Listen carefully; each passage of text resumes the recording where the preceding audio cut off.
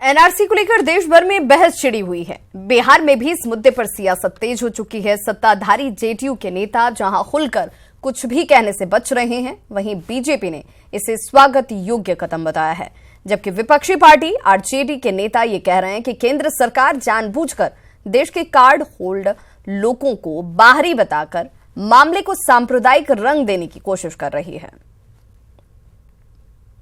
इस पर देखिए, मैं कुछ बोलना नहीं चाहता हूं। ये हमारे जो राष्ट्रीय प्रवक्ता है उस पर बयान देंगे। जहाँ जहाँ घुसपैठियों का आधार सब जगह परिलक्षित है और स्पष्ट दिखाई दे रहा है। वोटर लिस्ट के माध्यम से देखिएगा, चाहे पॉपुलेशन रेस के माध्यम से देखिएगा, तो सब जगह है। तो जहाँ जहाँ हो रहा है उसका स्वागत करना चाहिए। जो आई कार्ड बना चुका है इस देश का, जो राशन कार्ड बना चुका है, उसको अब कैसे हटाने का काम कीजिएगा।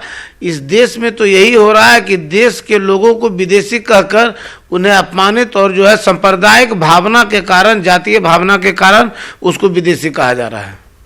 तो एनआरसी को लेकर सियासत थमने का नाम नहीं ले रही है। जेडीयू एमएलसी गुलाम रसूल बलियावी ने कहा कि यदि धर्म विशेष को टारगेट कर गणना कराई जा रही है तो यह एनआरसी नहीं, मजाक है। उन्होंने पूरे देश में एनआरसी लगाए जाने की मांग की।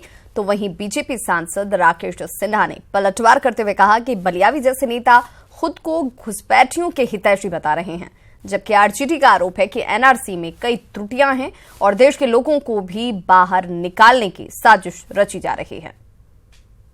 एनआरसी नहीं हो रही है, राष्ट्र के साथ मजाक हो रहा है।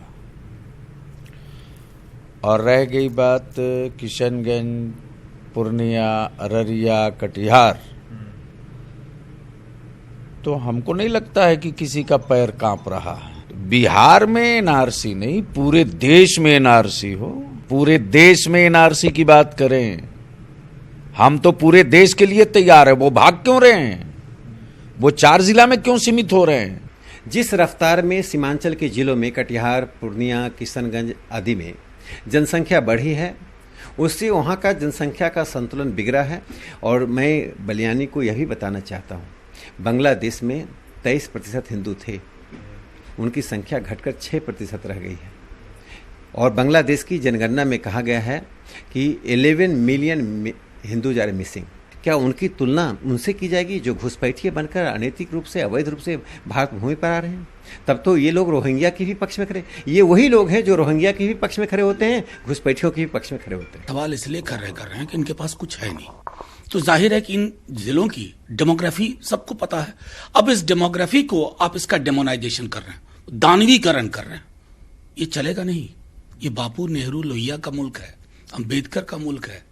इस मुल्क की पहचान को अगर आप नष्ट करने पे आमादा हैं, आपके पास मेजॉरिटी है, आप कुछ नहीं करते हैं फिर भी चुनाव जीतते हैं।